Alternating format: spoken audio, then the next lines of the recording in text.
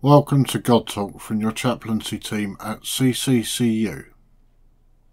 Well, for this session of God Talk, I'm delighted to have with me the Reverend Dr. Harriet Harris, who is the lead chaplain at the University of Edinburgh. Harriet and I know each other from past lives. We both studied for doctorates together at Oxford, and we overlapped as colleagues at Exeter University. So I'm delighted to see you, Harriet. It's lovely to see you. Yeah. So really nice. Thank you. Say a little bit about your role and your work as lead chaplain at the university. Yeah, sure. So yes, so I oversee the chaplaincy service, and we have the University of Edinburgh chaplaincy became I suppose it moved from being essentially a Church of Scotland chaplaincy into a multi-faith chaplaincy in the year 2000. So way before 10 years before I joined, and so it's been a multi-faith chaplaincy for a long time. I then came in as lead chaplain in 2010 and inherited quite a diverse honorary team, and we've really grown that because we have a really diverse and very international student and staff body. So I oversee an honorary team of about 30 chaplains who come from all the world faiths, as well as we also have a humanist chaplain. We have a pagan chaplain after quite a lot of demand was shown to have a pagan chaplain. She's a brilliant member of the team. And I also have a staff team of about 8 people. We are 8 people. So we have, staff chaplains, and thankfully, we have administrators. Hooray! And a website manager. So that's great. Wow. Yeah, that's really good. And so, gosh, what a change with lockdown. So everything moved online. So we run a listening service. So we introduced that 3 years ago, and it was simply to make explicit what chaplaincies always do. Chaplains are always listening services, aren't they? You're just there to listen, so anyone can come have a conversation if they want one. There's no agenda to it. They don't have to sign a whole load of forms in order to make an appointment. They can just come and be listened to. So it's such a simple idea, and of course it's what chaplaincies have always been. So we thought, well, let's make it explicit and give it a name. So we've called it the listening service. So that means that many more people are aware that they can come for listening than I think were aware before. So that's sort of increased the one-to-one support that we give. And so then, of course, once lockdown struck, that needed to go online. So pretty much all our listening has been over Teams or phone or emailed, according to students and staff circumstances, and also the courses. And we have a mindfulness chaplain as well, who runs drop-ins and courses and writes a weekly mind letter, and she trained at the Oxford Mindfulness Centre, and so all of her work went online. And in fact, the lovely thing there is that's how the mind letter grew, because she couldn't do the live sessions, and I said, why don't you write them? She always writes fantastic emails about her mindfulness, so I said, why don't you do that instead? And so now we've got this great weekly mind letter that goes out to hundreds, and it sometimes gets retweeted to vast numbers. So that gives a bit of a sense of how the Edinburgh chaplaincy is. Yeah. Thank you. And when I first met you, and for a number of years you were, and I'm sure still are, putting you in the past tense there, a philosopher of religion. And then you made a transition into ordained ministry. So can you say just a little bit about your vocational journey? Why interrupt an excellent career with messing around with ordination? I know. Yeah, and you know, when I read theology, because as an undergraduate I read theology and philosophy, actually at that point it still wasn't possible for women to be ordained, but I wasn't thinking of ordination as an undergraduate at all. It was not in my mind.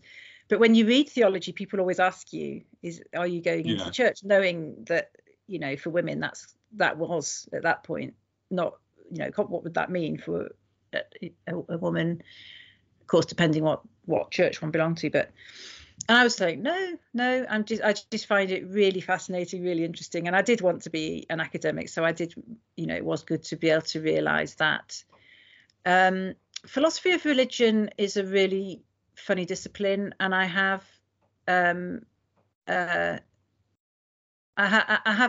sort of quite mixed feelings about it. I enjoy it a lot more having, you know, from this side, from the side of being ordained. So being steeped in liturgy, I suppose, and in pastoral work, it that grounds it much more. It makes it important and live. And I think that I had got a bit dissatisfied with feeling that you could play it just as a logical game, right. and that felt dissatisfying to me, and it began to feel a bit purposeless. And I think that was just what I needed to do. And so now my relationship to it is, I mean, I do still do some writing, and I have got 2 philosophy of religion books commissioned, which I have not yet written. I mean, they're partway written. So, and I found that I've really wanted to change the method of approach and bring in ways of knowing. So my work in philosophy of religion began to change into bringing in moral and spiritual insights, you know, so that it's not dry logical you know, premise after premise, and dissecting, you know, that you're not only dissecting the meaning of words and testing the validity of a logical formula, that it's got to be more to it than that. So while I was still working as an academic, I was looking at things like the moral struggle for truth, the moral struggle for truthfulness, really. And then I wanted to bring in the sort of spiritual struggle for truthfulness. So what I do now in philosophy of religion really needs to have almost that kind of embodiment to it. You know, it's got to be much more a sort of embodied and lived practice. So I think it's quite good from that point of view that I stepped away from. I almost felt like I didn't have space. Ironically, I felt like I didn't have space in the academic job to step away enough to get enough perspective on it for what how I felt I needed to change how I was doing it, I suppose. Yeah, not that I got ordained in order to change how I did philosophy of religion, but I'm glad that the way I do that thinking has changed, and it makes sense that it's changed. Yeah. Well, one of the reasons I wanted to talk to you today is about your work on compassion, which I think links in nicely. So tell us about how you got started on that, and why you believe the notion of compassion has much to offer. Yeah, thank you. That's a good question. How did I get started on it? I think probably going back about 5 years was ago, possibly, and I was really interested in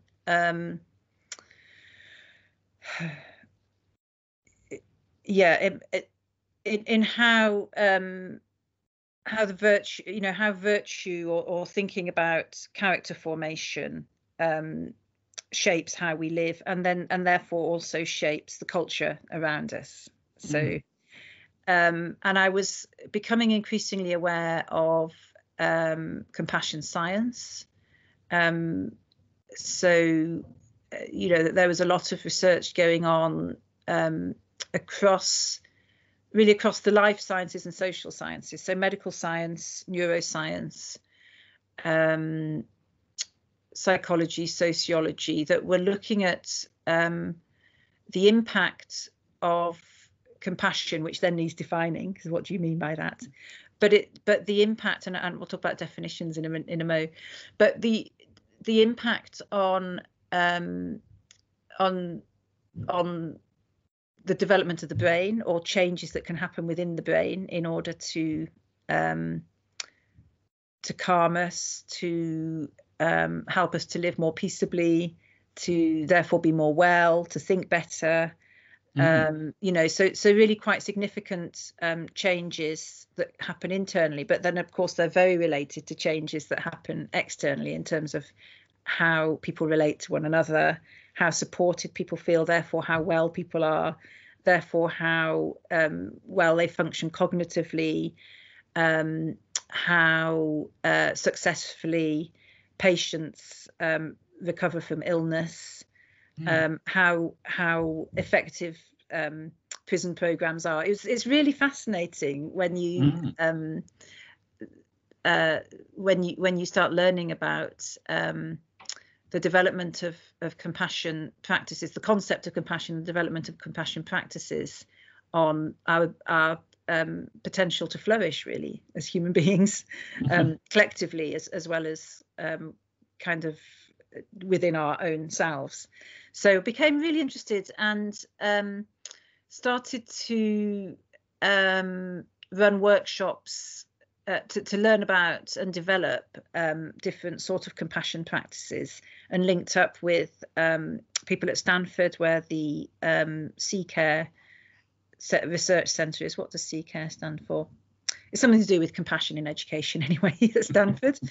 And also a colleague at the University of Helsinki, who is a kind of practical theologian, and her Anne Birgitta Pessi, and her specialism is compassion. And so she takes compassion out into sort of social programs, looking at how, for example, how young children, how much they have a sense of belonging at school, and those sorts of questions. So she does work in that sort of arena. And I was then asked, because I was running compassion programs at the Chaplaincy, if I might do something for the clinical educators at the university's clinical educator program. So I started going into the hospitals in Edinburgh and around the Lothians and Fife, running compassion workshops for medical consultants who were not only medical practitioners, but were also teaching our medical students. So it was about a mixture of compassion on the wards and the relationship to patient recovery, compassion in teaching and the relationship to learning, and compassion for oneself and the relationship to avoiding burnout. And that became the most important bit. And I have to say, I'm so glad, because, gosh, we started to get that under our belt before COVID, when it feels so critical now. So. That's fascinating. We've just had a conference at the university, which was based on Ron Barnett's Ecological University, and the way you were describing the notion of compassion fits in, I think, with that sort of ecological concept. The fact that we're at the center of many different zones where life flows in and flows out of us, and we connect. And one of those, of course, is not only the external environment, but the kind of environment of our own selves. That's the sort of first context. Yeah. So compassion, interesting, because compassion is a sort of a stance and disposition towards all of those sets of connectedness that I might be a part of. I was thinking that often what people state they want is things like money, status, power, respect. People don't often say, the thing I really want to be is compassionate.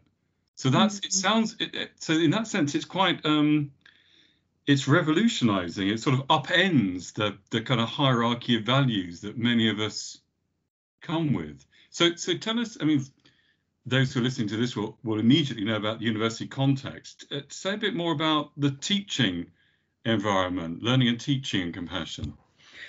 Yeah. So I missed out an element of where the compassion work had come from. So I had been in 2012. I ran an event called What's University For, which I think a lot of people were asking that question in 2012 because the fees had gone up and there was a sort of identity question for universities, wasn't there, and for people who were going to be paying a lot of money to come to university. And that was really important because we got to asking, actually, what are our values? What is our sense of purpose? And Edinburgh at that time, people felt, they asked the question and they didn't know how to answer it. So it was really interesting. And I wondered if almost the central sense of purpose was really challenging for universities, having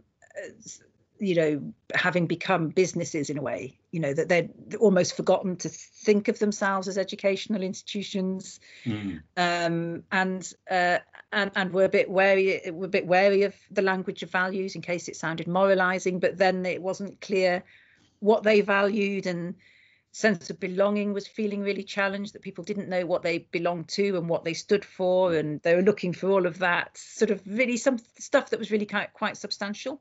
So out of that event, you know how some things just kind of take a life of their own, and so quite organically out of that event, we developed really a sort of a series that just became the What's University For series. And because people just wanted to do more of that sort of thinking. And the thing that became really noticeable in that series was that people wanted to connect more with other people at university, that people felt that we didn't quite hang together, that we weren't kind to each other. I mean, it wasn't that people were horrible to each other, but that the university didn't feel very human. It felt really impersonal. People felt really disconnected. The real feeling of a lack of a sense of belonging became very glaring. So I started to think about the concept of compassion as something that could speak to that. So that's how that I missed that. I'd almost forgotten that piece actually. So we began to talk. We began to hold what we call conversations towards a compassionate university, and this is then where you need to start defining compassion. Right. And so we, as I say, we work with the Stanford and Helsinki colleagues and define compassion as really having 3 or 4 elements to it, depending on how you want to break it down. But the first would be noticing that something's going on. So you notice the suffering in yourself or in others or in the environment. You notice that something's not happy. Right. And then you're moved by that. So that's the it's really interesting thinking about the biblical tradition and compassion, isn't it? Because it really involves the body. You're moved in the guts, in the bowels, as the authorized version will put it. So lots about the bowels of compassion in the authorized version, but it shows that real power of actually being really moved by what's going on. And so you notice, you feel something, you then kind of make some sense of what's going on, and then you act. Yeah. So you can have those 4 stages. You notice, you feel, you make some sense of it, and you act. And it's really important to have all of those 4 stages, because otherwise things can go quite awry. So in educational settings, it's really, I really enjoy doing some of the kind of workshops for educators, because you can do exercises around really attentive listening. So you can either work with your class and ask them to do listening exercises with each other, or you can just be a very attentive listener as an educator. Nice. So that you are really tuned in to what is going on in front of you. And I did a session on this for the postgraduate course for university lecturers. Can't remember what it's called. And I brought a couple of students along, one to talk about her experience of being an international student. She'd actually been a refugee on she was one of the Vietnamese boat people as a little girl. And she talked about a really terrible experience of a lack of compassion that had absolutely scarred her life. And then another student who was actually also an international student and is dyslexic. And he talked about how that wasn't noticed because it was assumed that his language difficulties were because English wasn't his first language. And so his dyslexia went unnoticed all the way until his 4th year at university. And so he struggled all the way through high school and his first 3.5 years at university. So one of the really interesting things with compassion is I find, and it's really great to do it with people, is to tune into those times when it's been lacking, because that really helps you to see the vital importance of it. Yes. Yeah. And to have the absolute joy of doing listening exercises where you experience what it's like to listen really deeply to somebody else without feeling any pressure to interrupt or fix or change or say anything. And then you also experience the absolute joy of being listened to, being really heard.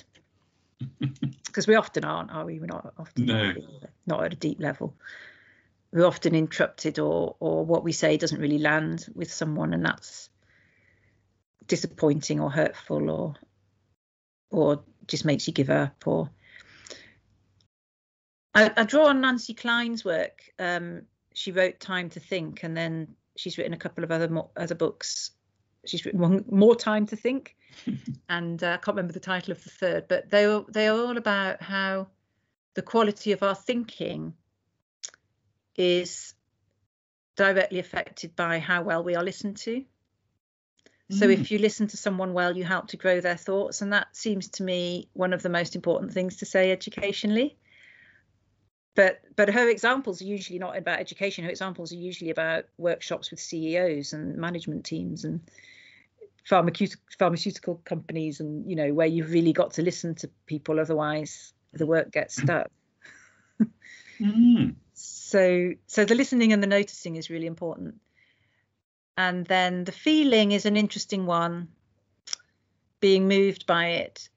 And I'm quite careful with that, especially with clinical educators, because we also have to protect, you can get so moved that you start to feel helpless, and that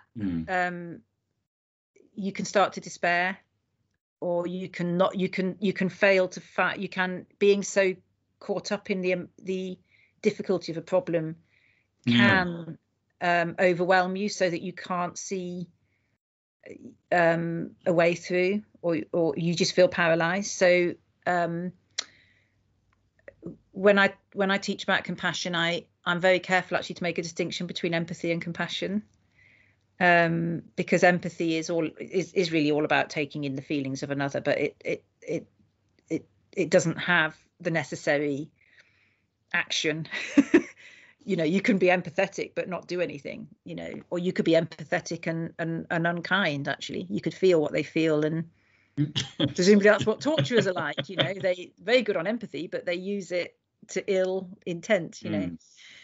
But I think really for the protection, it's so important. It's always the piece that clinical educators find the most helpful, that we can develop muscles for moving in and out of empathy when you have to. It doesn't make you cold and callous. It gives you that space to make the necessary decisions of, yes, you do need the chemo. I know it's awful. I know it's exhausting. I know you feel really sick, but this will make you better, or and so it's really important that compassion is accompanied by wisdom and courage, and the wisdom is what saves you from the Buddhists have a notion of idiot compassion, which is where what you can't bear is your own distress at a person's suffering, and therefore you allow things to happen in order to relieve your distress at their suffering. you know. So let's say that a student's very ill, and it seems that the best thing for them would be to interrupt their studies or take a year out, but they really don't want to, and they're really upset at that thought. So you go along with that and say, oh well, okay, then let's sort of struggle on. But actually, that's not. It's not the compassionate thing to do. But because it's so distressing to be with their distress at not wanting to interrupt, you let them plug away whilst they're really not very well. So that would be an example of what Buddhists would call idiot compassion in an educational context. Thank you, Harriet. That's really interesting. I try and sometimes put doctoral students at their ease by telling them that I found my Viva incredibly therapeutic because I was actually listened to. So you know, 2 other people had bothered to read and understand what I'd done, and it's a magical thing. And that's the impression I get about Jesus' encounters with others, that quality of listening, which as you say, elicits something new in the one who is listened to. So that's fascinating. So I think that links us to perhaps our final theme, which is a new initiative of yours, Abundant Academy. So tell us about that. I love Abundant Academy. So this again, it's the outgrowth of the What's a University For, really thinking, so how can we flourish? You know, universities are great centres of creativity and learning, and really I really would just really love people to feel that there is the spaciousness to reflect and be creative and enjoy all of that, and just feel that quite often we don't have that spaciousness, or the joy seems to have gone out of learning, the pleasure of learning, the pleasure of teaching, the sort of any sense of space to think creatively about your research, and that there's become such an emphasis upon productivity, which I think is such an inappropriate metaphor for a university and for most of life, really. I mean, that belongs to factories and machines, doesn't it? We created machines to produce things because we can't produce things at that rate 24/7. So that's what machines are for, you know.